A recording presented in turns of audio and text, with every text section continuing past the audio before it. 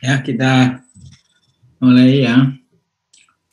Assalamualaikum warahmatullahi wabarakatuh. Selamat pagi. Selamat pagi, Prof. Waalaikumsalam warahmatullahi wabarakatuh. Selamat pagi, Prof.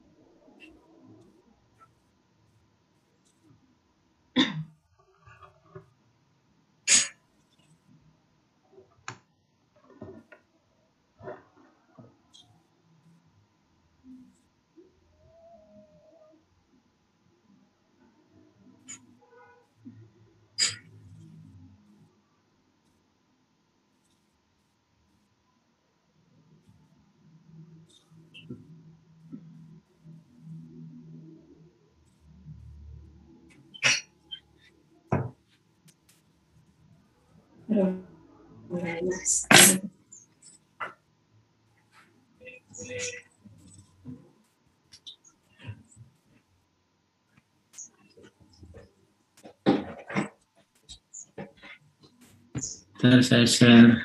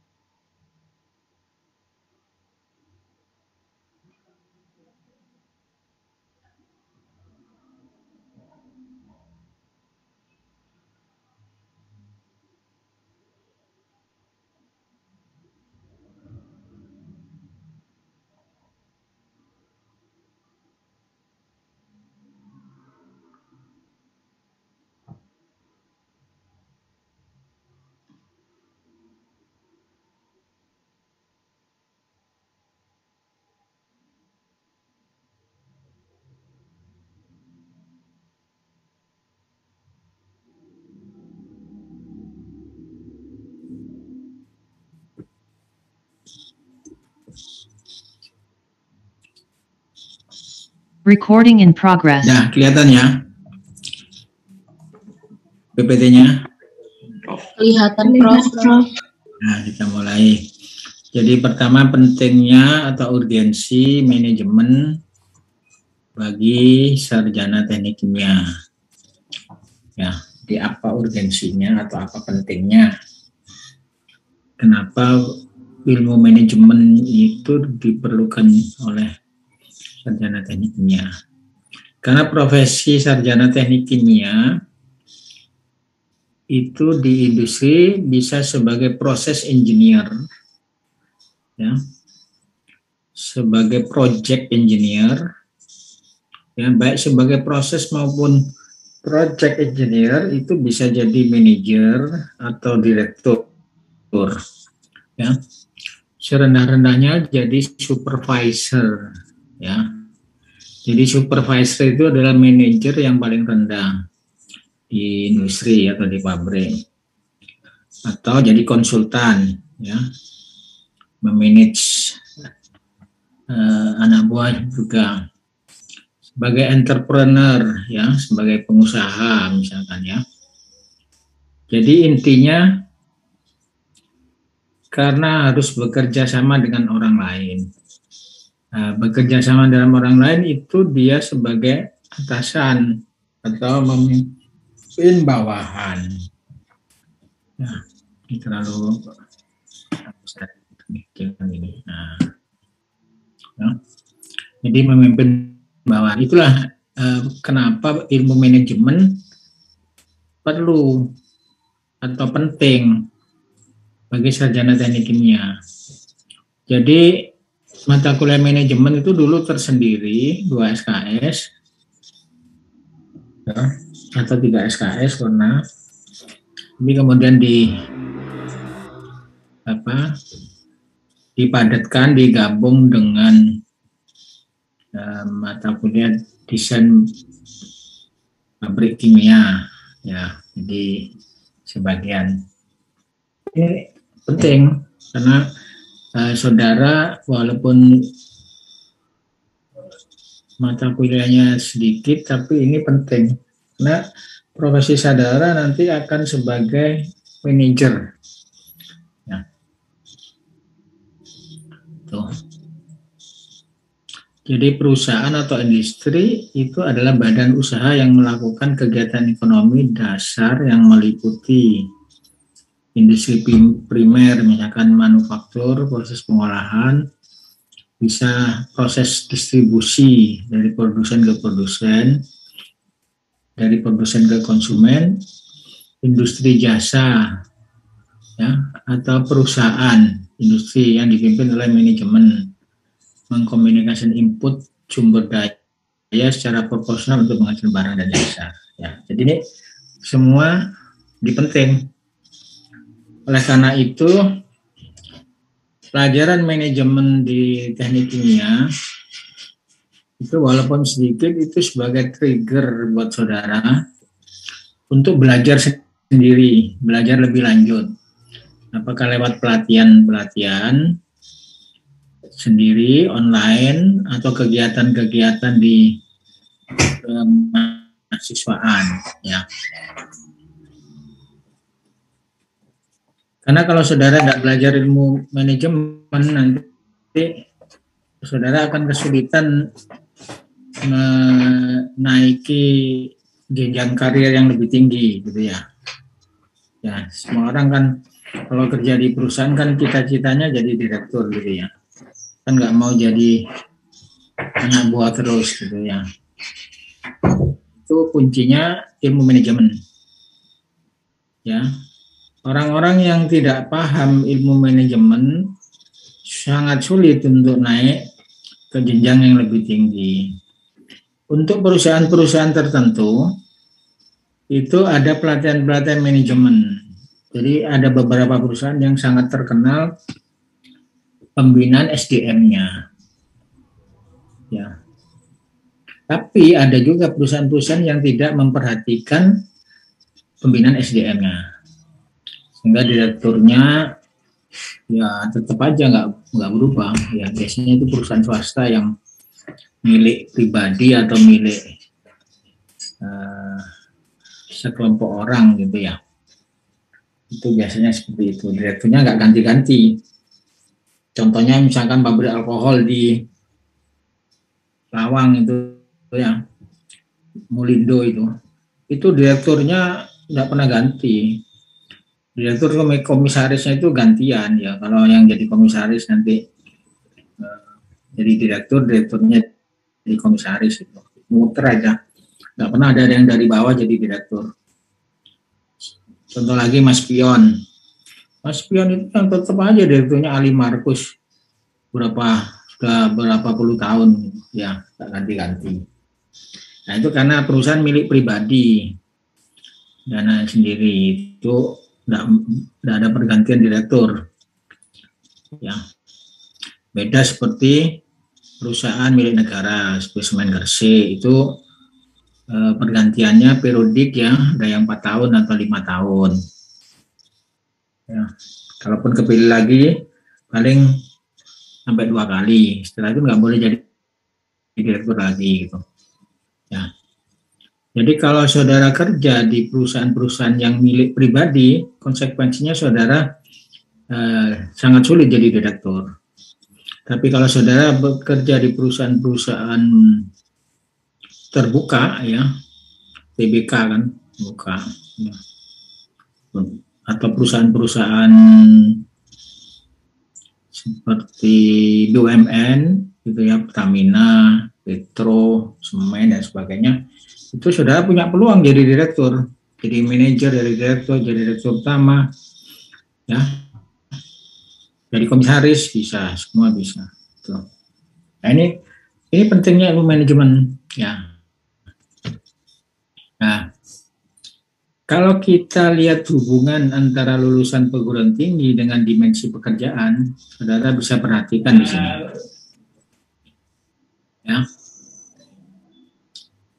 Jadi kalau menurut KKNI, jadi KKNI itu yang pernah disosialisasikan bahwa kompetensi di industri ya itu harus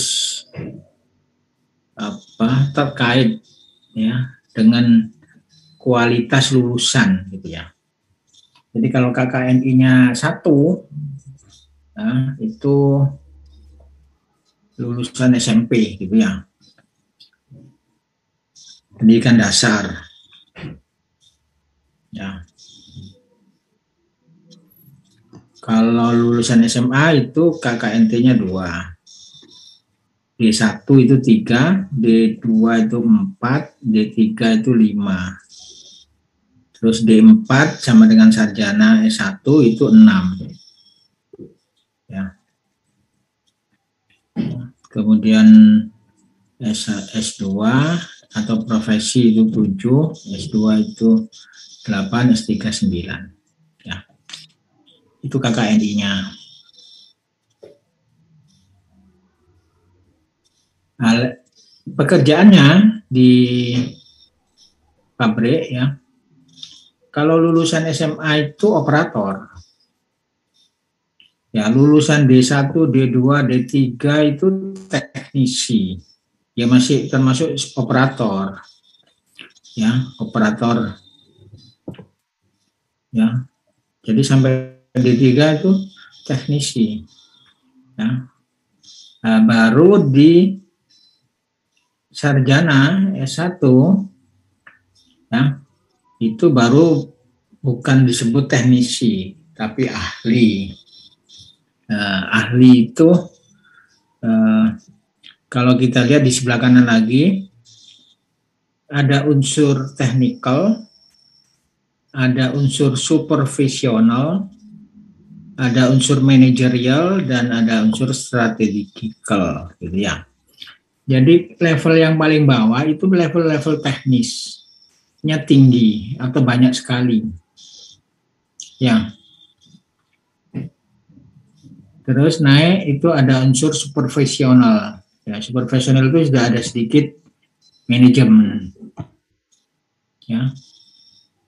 Sedikit ya, supervisi kayak misalkan grup operator, kepala regu. Nah, itu ada unsur supervisi ya. Jadi sebagai kepala regu mengawasi anak buahnya.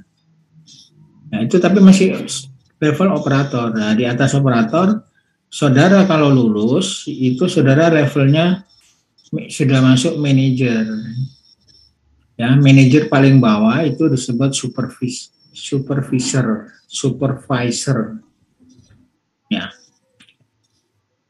Nah, itu memiliki ya kemampuan teknikal ya. Kemampuan teknikal itu kemampuan teknis ya.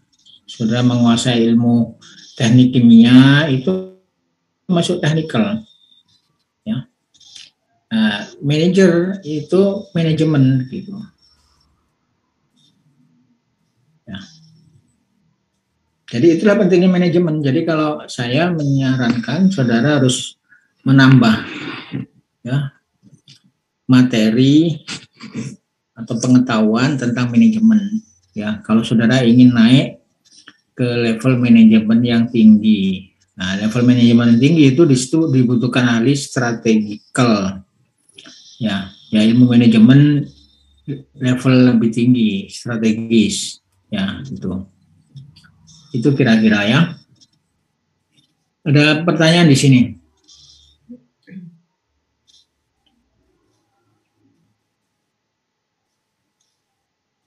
Belum ada, Prof. Belum ada. Ada yang pernah kerja? Ada yang pernah kerja? Dari peserta kuliah ini? Ada, Prof. Ada. Ya. Kerja di mana? Ya, kerja di mana? Saya dulu di Uang Koko, Prof. Sebagai Koko. Sebagai apa? Supervisor analis.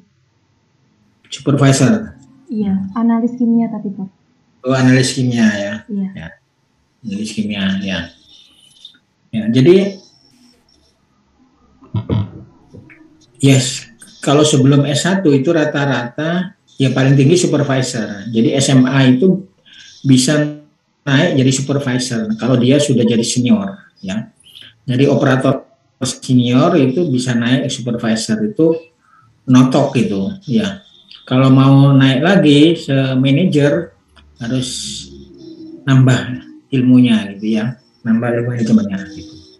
Ada yang lulus SMA sampai jadi direktur juga ada ya, tapi perusahaannya sendiri ya.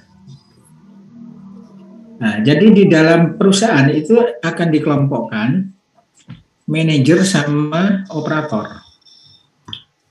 Ya. Jadi yang disebut manajer itu bertingkat, ya. Jadi paling tinggi ya direktur atau direktur utama, ya. Seperti contoh ini dewan redaksi, dewan direksi itu sudah paling tinggi, ya. Kalau komisaris itu bukan termasuk manajer, ya, pengawas, ya, walaupun di garis rapat umum pemegang saham itu juga pemilik saham, ya. Jadi yang disebut manajer atau manajemen itu mulai direktur utama sampai supervisor, paling bawah supervisor. Ya. Kalau di sini tidak ada supervisor tapi manajer, ya. Jadi setelah direktur ada direktur teknik, direktur operasi, direktur pemasaran, di bawah direktur ada manajer. Ya, di bawah manajer nanti ada kepala cabang atau manajer proyek. Nah, kepala cabang manajer proyek itu termasuk manajer yang di bawah, gitu ya. Ini contoh lagi.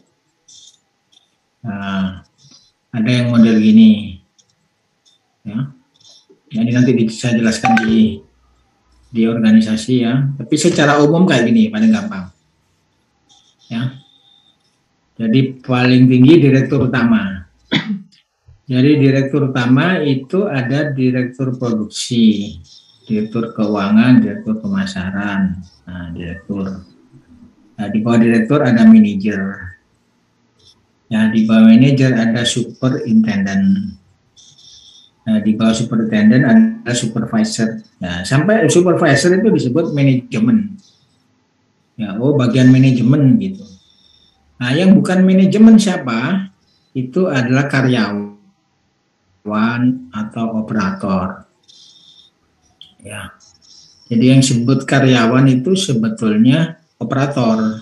Ya, manajer itu nggak disebut karyawan mestinya gitu. Jadi operator. Jadi ada garisnya di situ ya. Jadi apa bedanya manajer sama operator? Itu yang nanti akan dipahami di kuliah ini. Nah, jadi kuliah ini sebetulnya biasanya 16 kali pertemuan ya. 16 potong 2 ya 14. Ya 10 kali pertemuan ya biasanya. Tapi karena ini dipersingkat hanya dipakai beberapa saja, saya jadikan 2 kali pertemuan. Ya. Jadi pertama memahami prinsip-prinsip manajemen, yang kedua nanti memahami struktur organisasi ini, ya, struktur organisasi perusahaan. Bagaimana membuat struktur organisasi, ngitung jumlah manajernya, ngitung jumlah operatornya yang dibutuhkan, terus ngitung gajinya, ya, gaji manajer itu berapa, gaji operator itu berapa, tuh.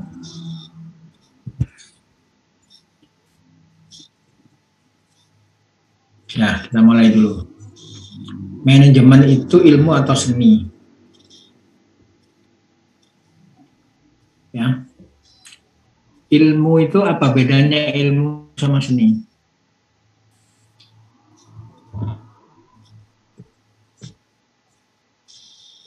Apa bedanya ilmu sama seni?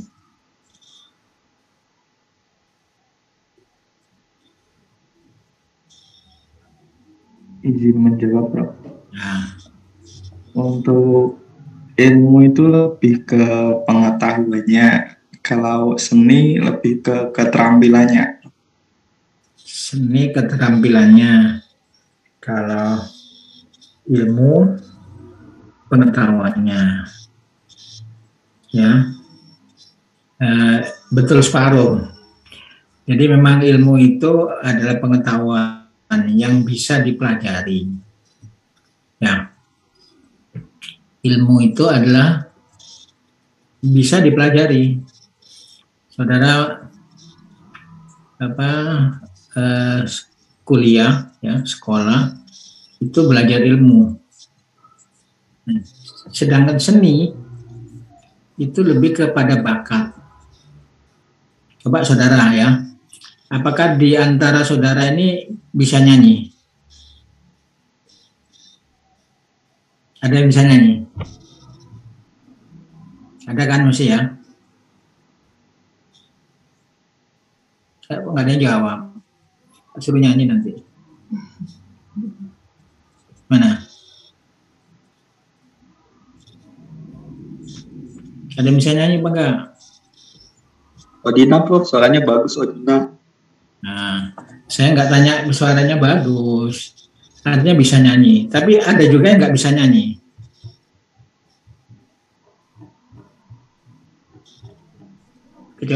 Kecuali nyanyi Indonesia Raya gitu loh.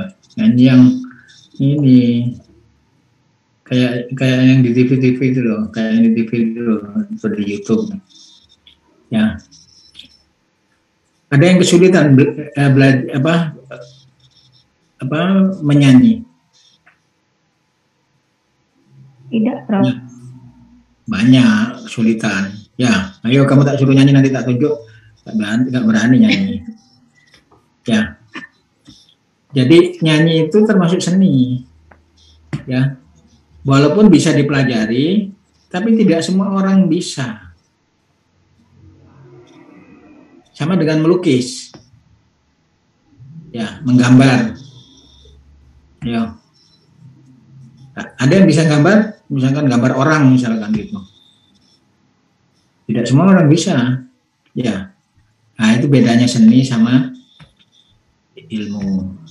Jadi kalau seni itu lebih dominan faktor talenta atau bakat.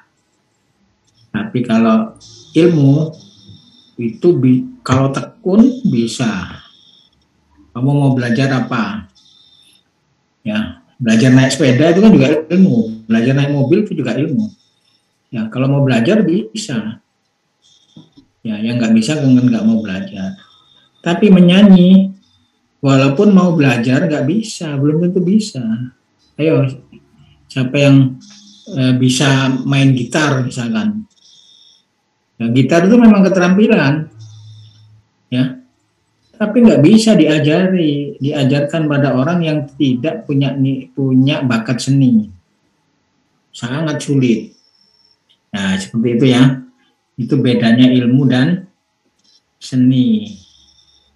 Jadi seni itu bawaan. Sedangkan ilmu itu bisa dipelajari, bisa diusahakan.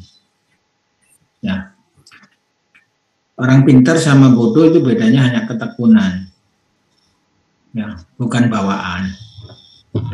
Ya, tapi kalau orang pintar nyanyi sama orang yang nggak bisa nyanyi, nah itu bawaan. Gitu. Nah, manajemen itu juga gitu. Ya. Jadi sebagian pendapat mengatakan manajemen itu ilmu. Karena manajemen bisa dipelajari. Tapi juga manajemen itu ada yang kadang seni. Tidak semua orang bisa jadi direktur itu. Tidak semua orang mau bisa jadi presiden itu. Tidak semua orang bisa jadi pimpinan itu. Ya. Nah, di sini ada beberapa definisi ya. Manajemen itu ada yang mendefinisikan seni. Seni dalam menyelesaikan sesuatu melalui orang lain. Ya. Jadi kalau punya pekerjaan, ya, kalau saudara kerja sendiri nggak mampu, maka saudara bisa nyuruh orang lain. Ya. Nah, di dalam menyuruh orang lain itu ada yang bisa, ada yang nggak bisa. Ya. Coba saudara nyuruh temanmu sendiri aja. Bisa apa enggak? Ya. Ada yang bisa, ada enggak? Nah, bisa enggaknya itu karena memiliki kemampuan seni. Seni menyuruh. Nah, seni menyuruh. Seni mempengaruhi. Ya, seni menggalang. Ya, menggalang kawan-kawannya. Menggerakkan, seni menggerakkan, kayak provokator gitu ya, itu seni menggalang orang-orang gitu ya, memprovokasi, ya itu seni kalau menurut Foley gitu ya. Tapi ada juga yang mendefinisikan bahwa manajemen itu sebuah proses yang dilakukan untuk mewujudkan tujuan. Nah, namanya proses berarti sesuatu yang harus dilakukan tahap demi tahap, ya, mewujudkan tujuan organisasi melalui rangkaian kegiatan berupa perencanaan, pengorganisasian, pengarahan dan pengendalian orang-orang serta sumber daya organisasi. Ini banyak ya dari Nicholas Hook. Ya. Ada lagi. Metode atau ilmu penggunaan sumber daya organisasi, baik sumber daya manusia maupun faktor-faktor produksi lainnya. Sumber daya tersebut meliputi sumber daya manusia, sumber daya alam, sumber daya keuangan, serta informasi. Ya, itu jadi dari ini ada dua definisi. Jadi yang satu ke arah seni, yang satu ke arah. Nah, ini menurut Furi tadi ya, the art of getting thing done through the others. Seni mencapai sesuatu melalui orang lain. Ya. Pentingnya manajemen, ya, kita tahu ya, beberapa hari kemarin banyak perusahaan tutup ya. Contohnya apa? Giant Supermarket tutup, Carrefour tutup. Ya, terus Ramayana, Matahari itu sudah nutup berapa ya. Jadi tanpa manajemen yang baik, perusahaan akan menuju pada suatu situasi di mana setiap unsur atau bagian tidak mengetahui apapun yang dikerjakan oleh unsur atau bagian lainnya di dalam organisasi. Bingung kata-katanya ya. Jadi di organisasi itu ada unsur-unsur gitu ya. Kalau manajemennya baik, maka unsur-unsur itu akan berjalan dengan baik. Tapi kalau manajemennya buruk, unsur-unsur itu akan jadi tidak bisa terarah, ya perusahaannya jadi bangkrut. Ya, perusahaan akan menuju kebangkrutan kalau arus dana tidak terkendali walaupun bagian penjualan menunjukkan kinerja yang baik. Ya.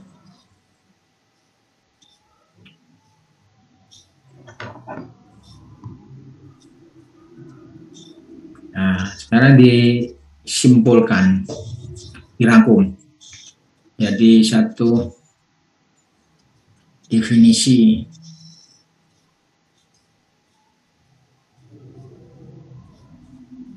ya.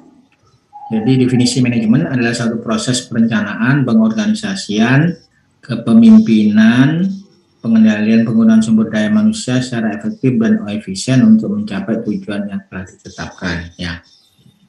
Ya.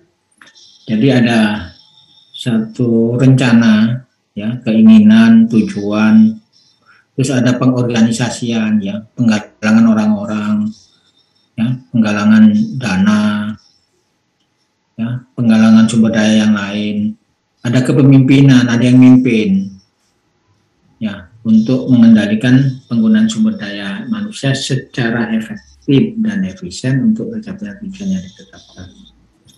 Nah, definisi ini kemudian muncul singkatan. Nah, definisi manajemen disingkat POAK. Ya, jadi manajemen itu adalah ilmu dan seni. Ya, jadi bisa dipelajari, tetapi ada unsur seninya. Setiap orang spesifik nanti. Ada orang bisa memimpin sampai level tinggi, tapi ada orang yang nggak bisa memimpin level tinggi. Bisanya hanya memimpin level bawah. Ya.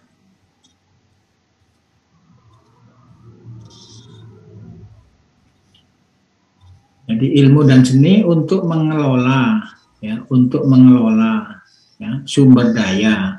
Sumber daya itu banyak ya, uang, tenaga, peralatan, dan lain-lain. Ya, sumber daya.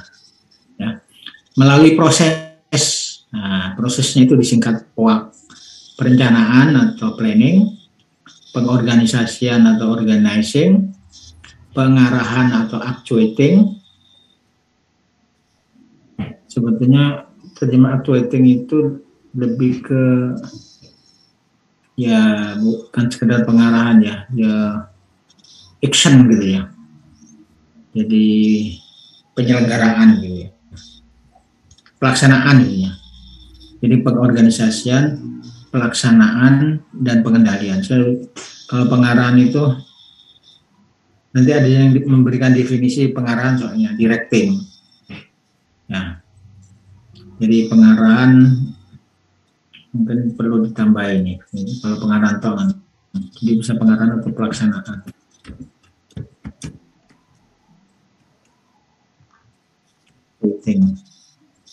Dan pengendalian atau controlling. Ya. Secara efisien dan efektif untuk mencapai tujuan.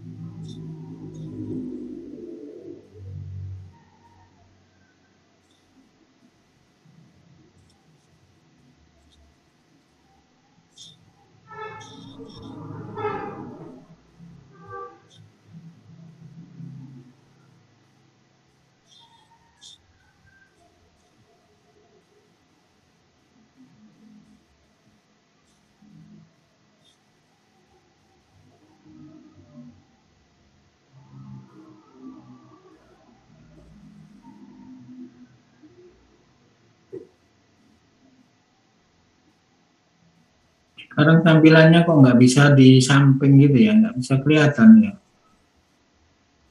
Apa ya?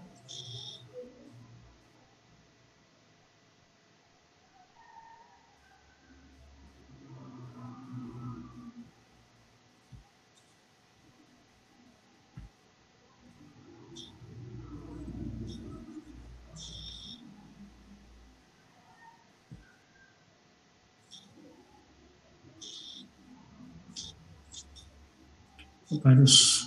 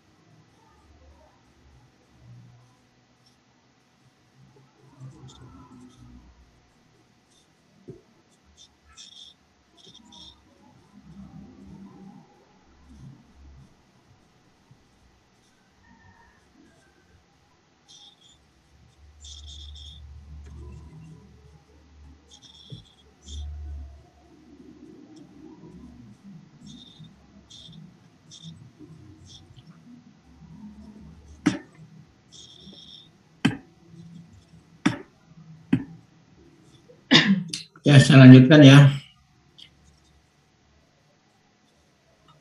Baik. Jadi POAK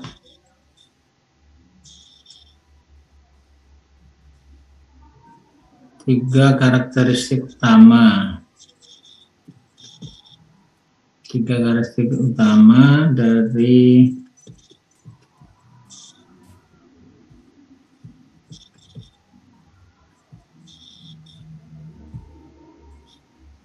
manajemen. Ya, jadi pertama merupakan proses rangkaian kegiatan berkelanjutan dan berkaitan, ya, menyangkut pemusatan pada pencapaian tujuan. Yang ketiga, mencapai tujuan ini dengan cara bekerja sama melalui orang-orang dan sumber daya organisasi, yaitu karakteristik utamanya. Nah, sekarang masuk ke prinsip-prinsip manajemen. Prinsip-prinsip manajemen.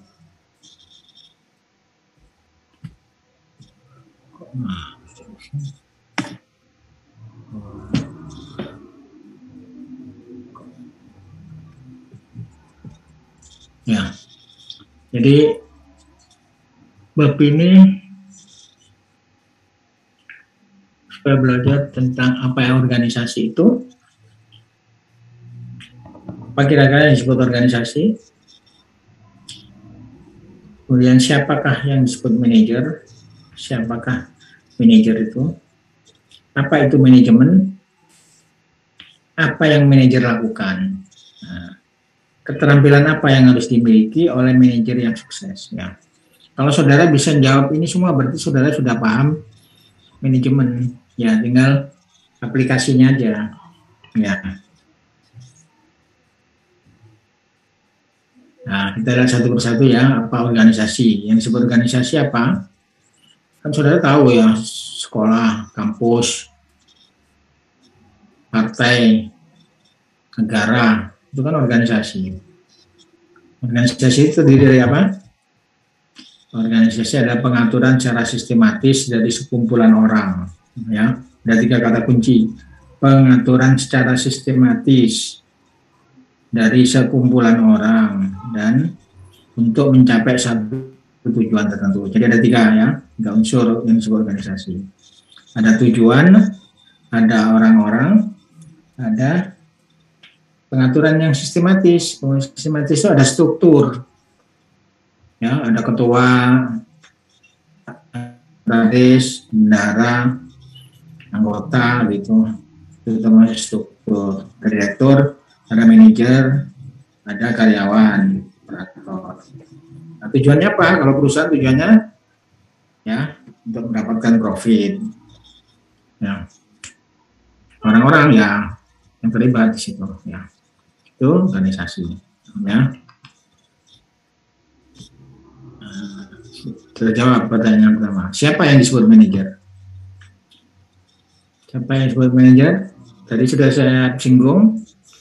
Ya, jadi dalam organisasi itu ada manajer, ada operator. Manajer adalah individu dalam organisasi yang mengarahkan kegiatan orang lain, yang mengarahkan, yang mengurus, yang memimpin, ya, mengarahkan. Operator, nah, operator itu nggak perlu ikut mengarahkan, dia bekerja.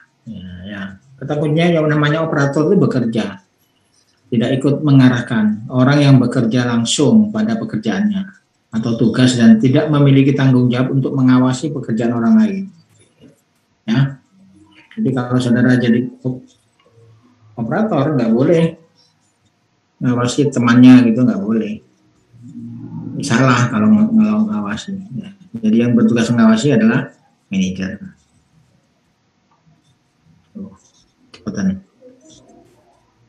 Nah, manajer itu ada levelnya, ada top manager, middle line manager, ada first line manager. Bawahnya operator. Ya, di atas operator itu disebut first line manager. First line manager itu adalah supervisor sebutannya. Kalau di pekerjaan konstruksi orang nyebut mandor, ya mandor itu mengawasi tukang. Tukang itu adalah operator pekerja. Ya kalau di TS, first line manager itu ketua jurusan, ketua departemen. Ya karena dia langsung berhubungan dengan mahasiswa. Nah kalau dekan itu middle line, dekan kan tidak berhubungan dengan mahasiswa, berhubungan dengan ketua departemen. Yang di atas adalah top line, subdirektor itu masuk top line. Ya. Sekarang kalau saya tanya, wakil rektor itu termasuk apa?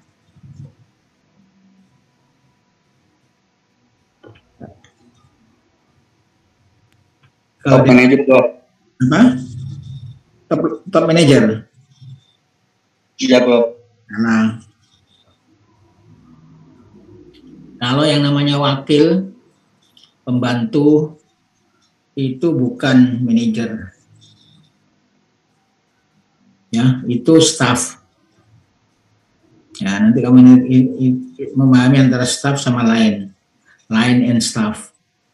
Ya, jadi dia yang disebut manajer tingkat tinggi kalau di ITS itu rektor. Di bawahnya rektor itu dekan. Itu middle line. Di bawahnya dekan itu ketua departemen, ya atau ketua program studi, ya. Jadi yang disebut wakil atau disebut sebagai deputi, ya kalau di konten kan ada deputi, ya. Nah, wakil, deputi, ya pembantu rektor, pembantu dekan itu bukan ya manajer, tapi klasifikasinya dia staff, tidak termasuk lainnya. Semestinya ya seperti wakil dekan, wakil rektor itu tidak bisa menyuruh kepala departemen. Yang bisa menyuruh kepala departemen itu hanya dekan. Ya. Nah, tapi saat ini campur aduk. Nah, itu karena ada pahamnya manajemen. Karena wakil rektor itu mensupport rektor, ya, bukan memimpin bawahan sebetulnya. Tapi sekarang campur, ya, mensupport rektor tapi memimpin bawahan. Seperti wakil dekan 1 misalkan, wakil rektor 1 itu punya bawahan direktur akademik, direktur ini, ya. Jadi itu organisasinya sudah campur aduk, ya. Jadi kalau kita lihat definisi di manajemen itu line, ya, line itu digambarkan sebagai garis tadi, garis komando. Ya. Jadi di ITS itu ada sekretaris ITS, sekit. Sekit itu nggak punya bawahan. Sekit itu hanya mensupport rektor. Ya. Nah itu seperti itu. Ya. Jadi ini tanggung jawabnya. Ya top itu, yang top itu sebutannya presiden, rektor, chief operating officer gitu. Ya. Nah, ini saya tulis ada wakil, ini nggak boleh ada wakil ini. Kalau wakil itu nggak termasuk. Nah, presiden, rektor, CEO, ketua. Ya. Oke. Nah, ya, jadi tahu ya, sudah tahu manajer ya. Kemudian apa itu manajemen? Nah, tadi manajemen sudah tadi ya. Definisinya tadi, ya, pada proses, ya sudah lewati aja. Nah sekarang di dalam manajemen itu akan ada kata kunci. Apa itu efektif dan efisien? Ya, efisien, ya, efisien itu menyangkut hemat biaya gitu aja, hemat sumber daya, penghematan. Efisien. Kalau boros itu tidak efisien gitu ya.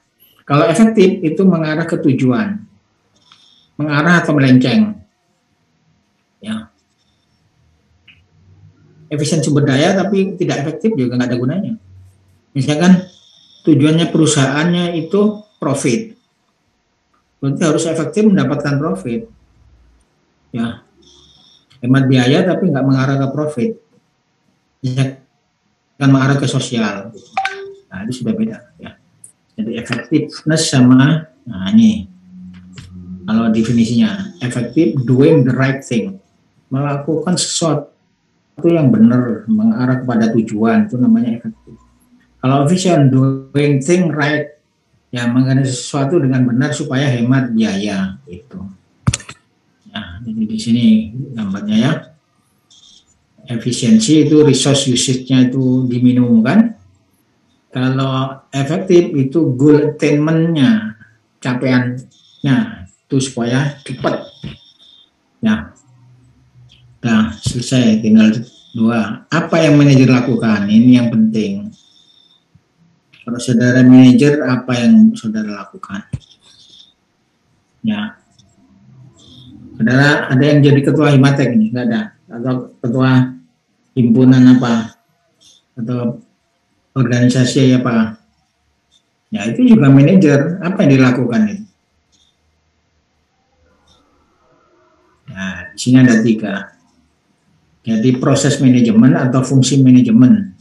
Nah, fungsi manajemen tadi ya, POAK, planning, organizing, activating, controlling. Jadi melakukan itu. Yang kedua, berperan, ya, berperan sebagai manajemen. Yang ketiga,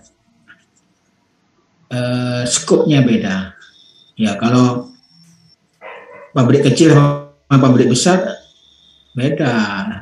Ya, mana yang lebih baik? Jadi direktur utama di pabrik kecil sama jadi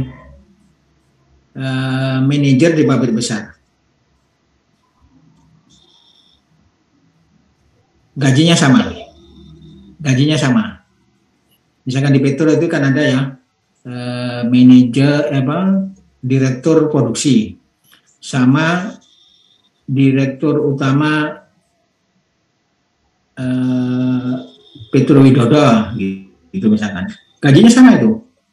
Gajinya sama. Ya, tapi mana yang menurut saudara lebih enak yang mana? Direktur utama, Bro. Direktur utama. Kenapa? Alasannya? Karena sudah bagian dari tapi direktur utama anak perusahaan loh itu. Jadi misalkan Petro ya punya anak perusahaan, ya Petrokimia Gresik punya anak perusahaan Petro Widada, Petronika gitu ya. Kalau saudara jadi direktur Petronika atau Petro Widada, sama saudara jadi direktur utama di Petronika, tapi dengan direktur di PT Petrokimia Gresik, gajinya sama. Saudara pilih yang direktur utama anak perusahaan gitu. Iya, Bro. Ya, layak alasannya apa? Karena merupakan jabatan tertinggi, jadi bisa berkesempatan untuk mengarahkan bawahan-bawahan. Kalau direktur di PT Petrokimia kan sudah termasuk bawahan dari direktur utama juga. Ya, jadi ada ada kerugiannya gitu ya. Kalau jadi direktur di pusat ya, di sentral, kemungkinan jadi direktur utama ada ya, atau besar kemungkinannya ya. Tapi kalau di direktur anak perusahaan itu kecil kemungkinannya, itu kelemahannya, walaupun gajinya sama misalkan ya. Gajinya sama, kalau direktur anak perusahaan itu punya fasilitas lebih banyak gitu loh, lebih banyak gitu ya, punya supir pribadi, punya supir perusahaan, punya dana operasional perusahaan, itu bebas melaksanakan, itu kelebihannya. Tapi peluang untuk jadi direktur utama perusahaan yang besar itu kecil dibanding yang di dalam gitu. Karena biasanya kalau direktur di anak perusahaan itu kadang-kadang ya termasuk orang yang disingkirkan gitu kalau di sana gitu. Tapi tetap peluang untuk ini ada gitu ya. Jadi memang kalau dari sisi gaji sama ya, penghasilan mungkin ya kurang lebih sama, tapi dari kemandirian itu lebih baik di direktur anak perusahaan ya. Kalau saudara bisa sukses di situ, nah saudara bisa jadi direktur utama di pabrik yang besar ya, bisa begitu gitu ya. Tapi kalau nggak bisa, peluang di direktur yang bukan direktur utama itu lebih besar, biasanya gitu ya.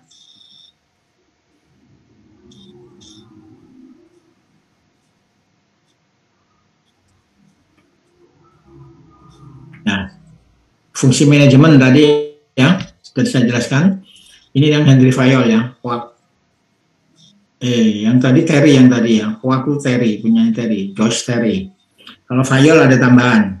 Planning, organizing, commanding, coordinating. Jadi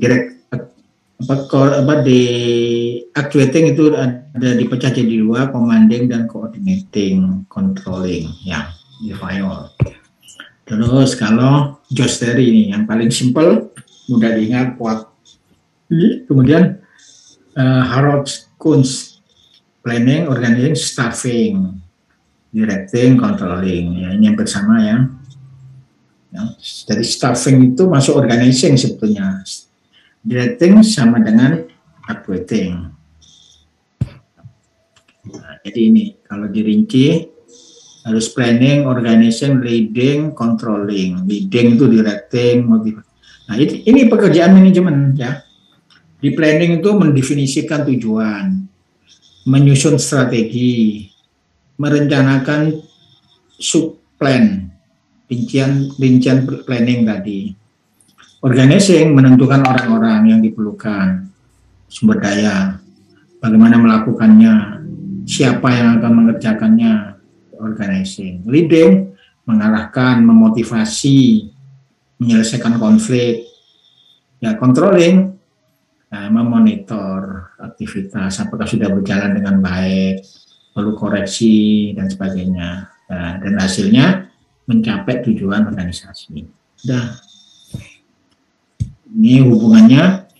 Jadi ada hubungan yang timbal balik antara proses manajemen dan juga di fungsi manajemen, ya, bisa terjadi hubungan timbal balik itu aja. Kemudian proses peran manajemen, manajemen role, ini yang penting, ini sangat penting ini. Kunci kalau saudara ingin berhasil jadi manajer atau mau jadi direktur, saudara harus paham betul ini manajemen role.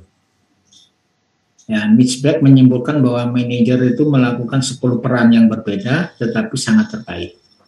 Nah, 10 peran itu dikelompokkan 3 judul utama. Jadi dia itu berperan sebagai interpersonal relationship, sebagai transfer of information, sebagai decision making. Ya. Ini rinciannya. Interpersonal itu sebagai figurehead. Ya, seperti seorang presiden itu sebagai figurehead. Ya.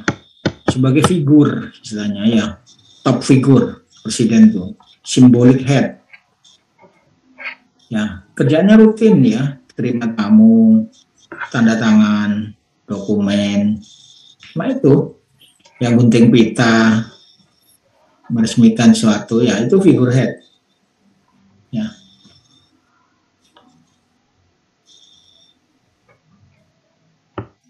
Ya, saudara bisa bayangkan kalau nanti saudara jadi presiden, sudah bayangkan itu sebagai figurehead.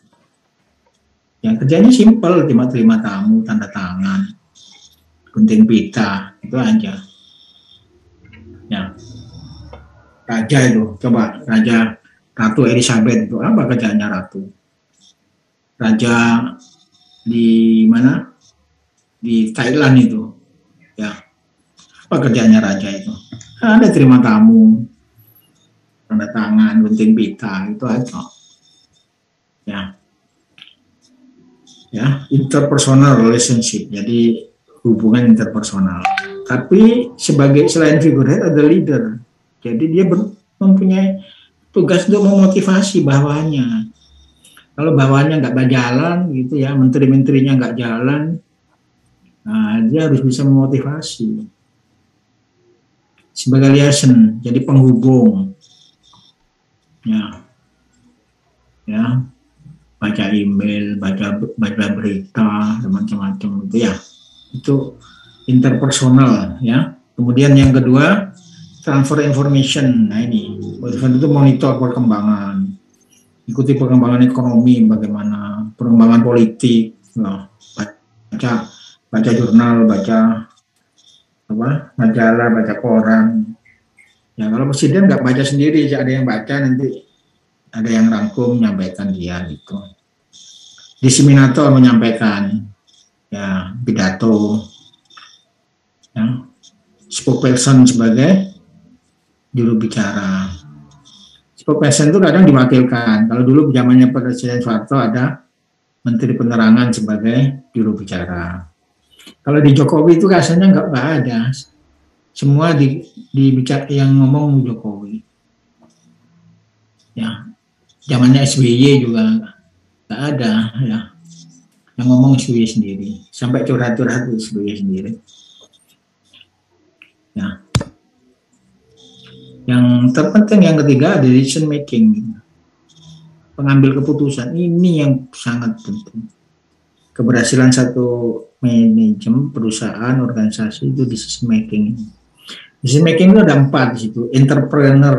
Entrepreneur itu bukan entrepreneur pengusaha ya. Entrepreneur itu pemegang, ya, perancang, ya, penginisiatif gitu ya, ya, pembuka jalan, gitu ya. Itu namanya entrepreneur. Yang inisiatif, pemimpin harus inisiatif, ya, yang inisiatif lebih dulu ya. Bisa juga disturbance handler, mengatasi kalau ada gangguan, ada konflik antar menteri rame, antar menteri saling tuduh, saling ejek, saling ini ya, itu dia harus bisa atasi. Disturbance handler. Resource allocator, ngatur keuangan, ngatur alokasi untuk kementerian, untuk daerah dan sebagainya. Ya, di perusahaan juga gitu, untuk pemasaran, untuk teknik, untuk operasi, untuk SDM, personalia, itu resource allocator. Dan yang keempat adalah negosiator. Nah, jadi berhubungan dengan orang lain, jadi harus bisa bernegosiasi. Ya. Ada pertanyaan sampai di sini?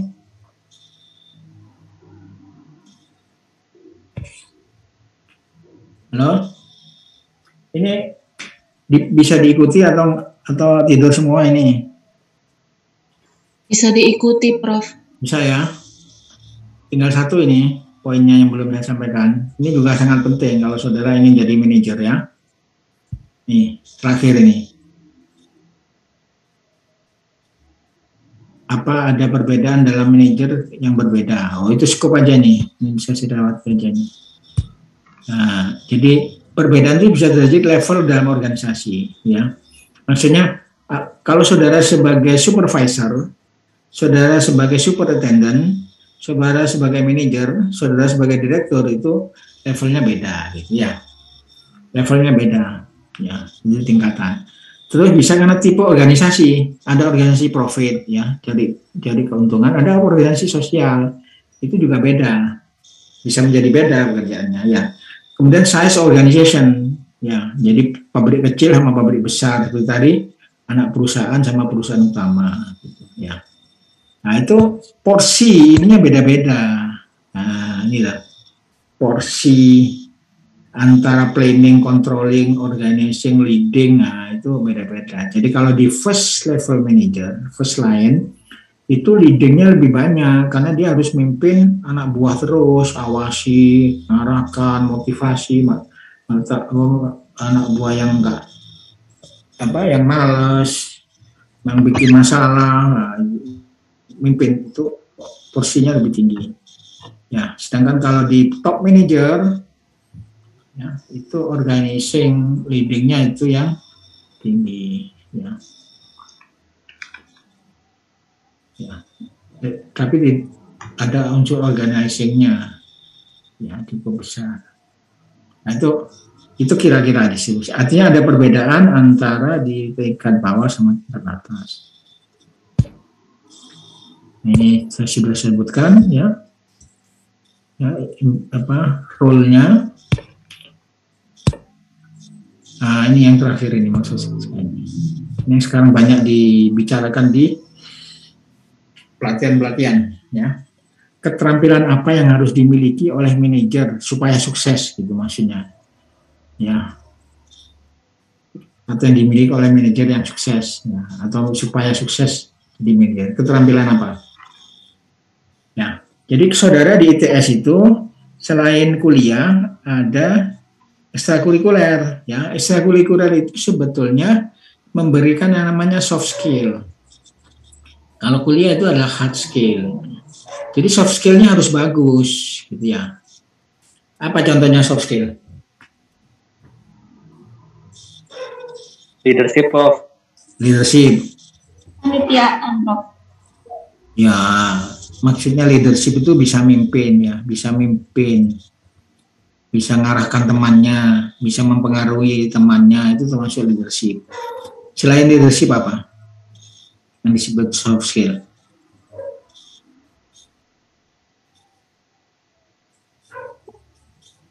Communication skill, Prof. Communication skill juga, ya, dari pintar ngomong. Jadi komunikasi itu ada dua, pinter ngomong dari hati ke hati, orang per orang, tapi juga bisa ngomong di presentasi di orang banyak. Itu communication skill.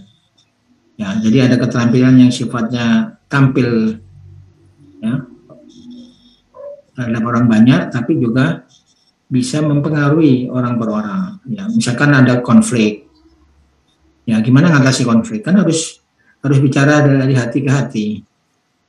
Ya, ya bisa memotivasi. Nah, itu termasuk soft skill. Ya, terus apa lagi kira-kira?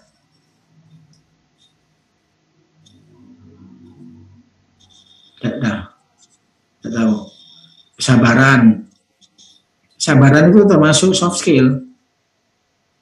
Saudara sabar nggak menghadapi gangguan, kritikan, ejekan, ya itu termasuk soft skill. Ya, kalau nggak tahan, ya berarti belum kuat soft skillnya, harus dilatih. Sabaran itu bisa dilatih. Nah, ini sekarang rinciannya ya.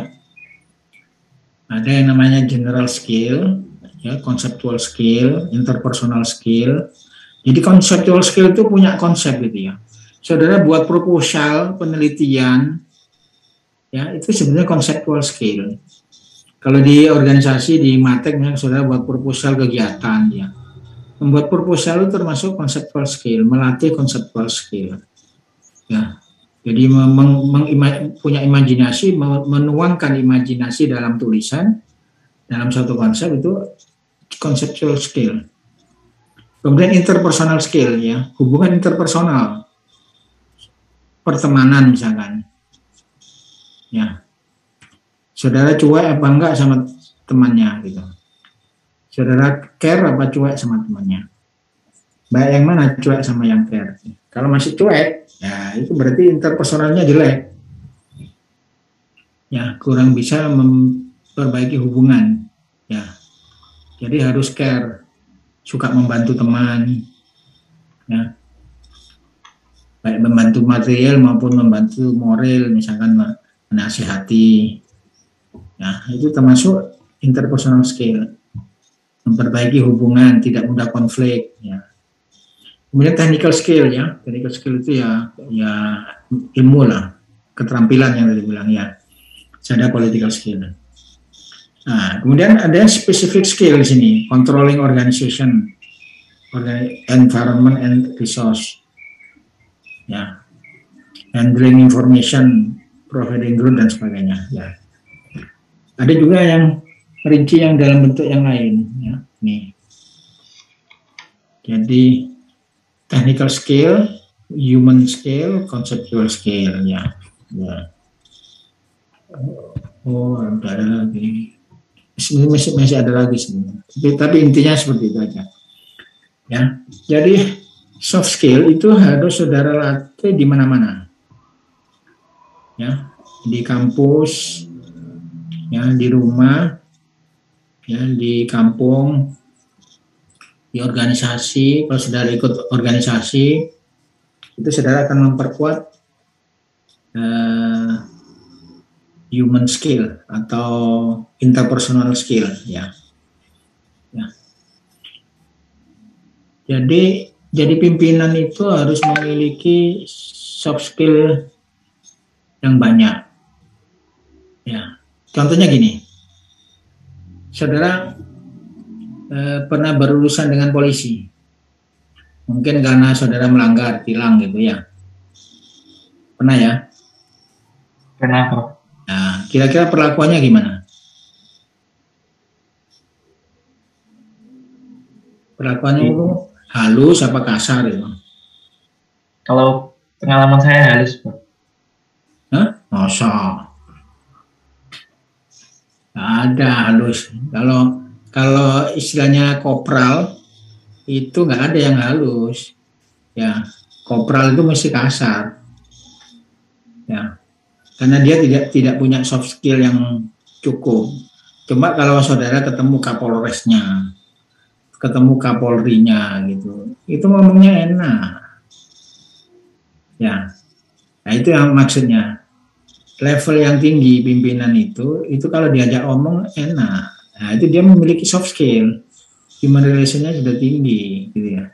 Tapi kalau pada anak buah, ya, kopral ya, yang bagian nilang-nilang itu keras, ya.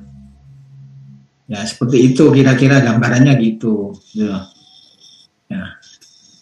Jadi kalau saudara ingin jadi pimpinan, harus saudara mengasah soft skill saudara. Ya, saya kira sudah ini sebenarnya ada lagi saya lupa yang masuk soft skill itu apa saja itu banyak macamnya sebetulnya ya. Jadi tadi kayak communication ya, termasuk ketahanan terhadap tekanan ya. Di perusahaan itu kan mesti ada tekanan dari atas bisa, tekanan dari samping dari teman-temannya ya, tekanan dari bawah bisa, dari bawahan ya. Nah, itu seberapa tahan Anda bertahan kuat. Nah, kalau tidak kuat ya tidak bisa naik, berarti soft skill saudara lemah ya. Jadi beda dengan di mahasiswa. Kalau di mahasiswa itu ideal nggak banyak tekanan ya. Tapi kalau di pekerjaan itu nanti banyak tekanan. Saudara akan bersaing dengan teman saudara ya, karena nanti promosi, naik pangkat ya, naik jabatan ya, itu bersaing. Nah, saudara ditekan oleh bawahan yang mungkin rewel, mogok, malas bekerja, tujuan target tidak dicapai. Nah, saudara akan tertekan di situ. Saudara ditekan dari atas, dari manajer yang di atasnya. Saudara diminta mencapai target, ya, saudara tidak bisa.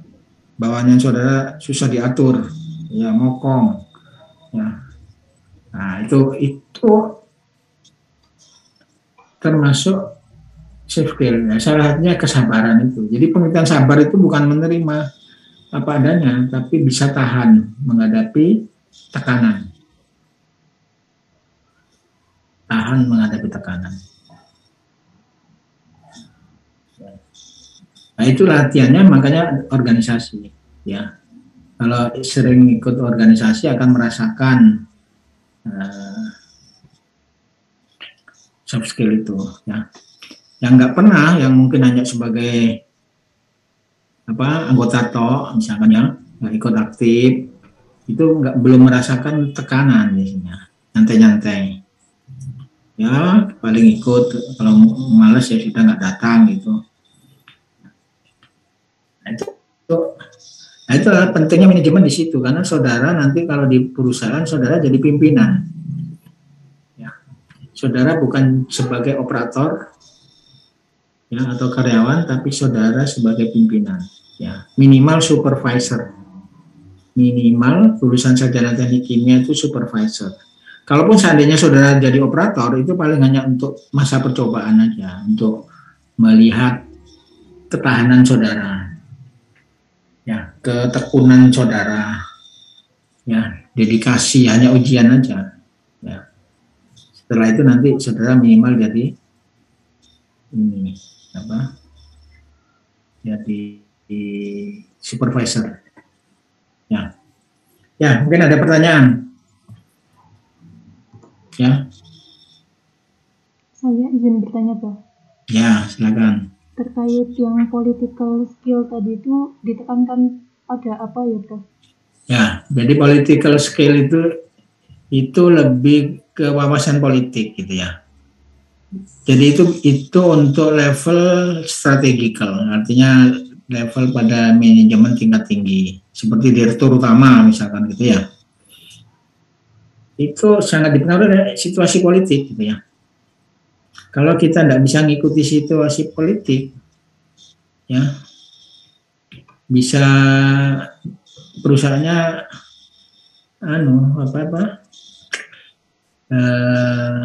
terpengaruh Ya, ya. Misalkan ada kebijakan politik, ya apakah itu dari presiden, apakah dari DPR misalkan ya. Nah itu juga harus tahu, harus tanggap. Ya. Kalau muncul itu kebijakan atau peristiwa politik misalkan Indonesia hubungan renggang sama Cina misalkan gitu, itu harus paham dampaknya, konsekuensinya dari hubungan politik seperti itu dengan perusahaannya itu apa. Kalau perusahaannya itu nanti ada ekspor atau impor, ya itu bisa terpengaruh itu, ya, dan bisa berpengaruh pada kalau perusahaannya itu TBK, ya terbuka, listing di saham, ya, bisa jatuh sahamnya. Ya, itu maksudnya political skill, jadi wawasan politik sebenarnya harus memiliki. Itu untuk level direktur utama atau direktur level tinggi itu juga harus. Tapi kalau supervisor tidak butuh political skill, ya. Yang butuh adalah bagaimana mengorganisasi, mengatasi konflik di antara karyawan. Karena karyawan itu kan tidak semuanya baik. Ada yang malas, ada yang sering bikin masalah, ya. Ada yang ingin naik gaji terus yang diminta, kerjanya malas, sering mogok, sering nggak masuk. Nah itu. Nah gimana memotivasi itu? Nggak cukup kalau sering nggak masuk dipecat aja, nggak bisa gitu. Kalau semua dipecat nanti perusahaannya nggak punya karyawan. Ya, nah itu harus bisa memotivasi, ya, bisa motivasi, ya, bisa mengarahkan, ya. Jadi pekerjaan manajemen itu tidak banyak di mata kuliahnya, gitu ya. Yang jurusan yang paling banyak ilmu manajemennya jurusan TI.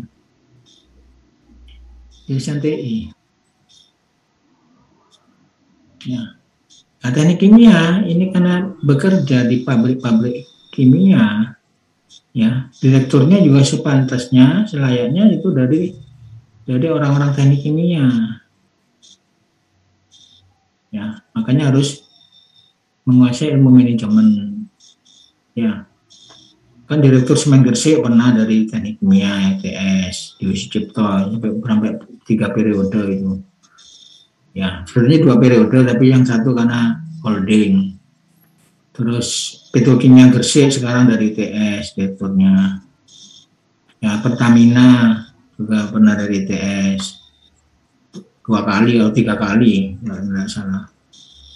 Ya, Semen Tonasa, Semen Padang. Ya, itu mereka menambah sendiri manajemennya, jadi kuliah S2 manajemen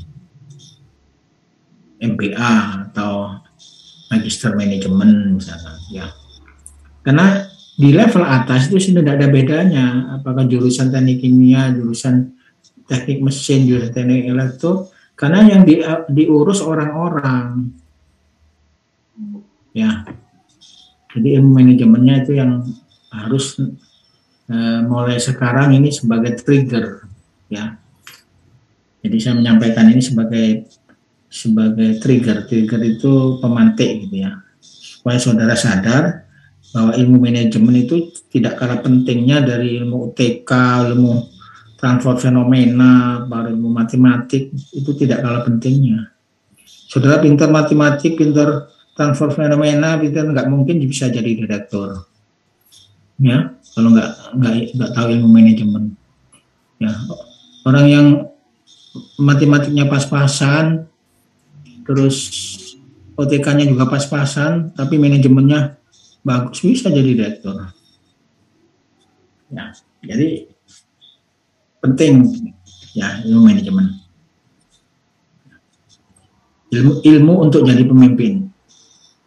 Ya, ilmu untuk jadi direktur itu ada ilmu manajemen. Ya, itu yang saya sampaikan untuk ini hari ini. Nanti minggu depan saya lanjutkan bagaimana membuat organisasi perusahaannya. Ya. Sudah, nggak ada pertanyaan lagi. Kalau tidak ada, saya akhiri ya. Oke.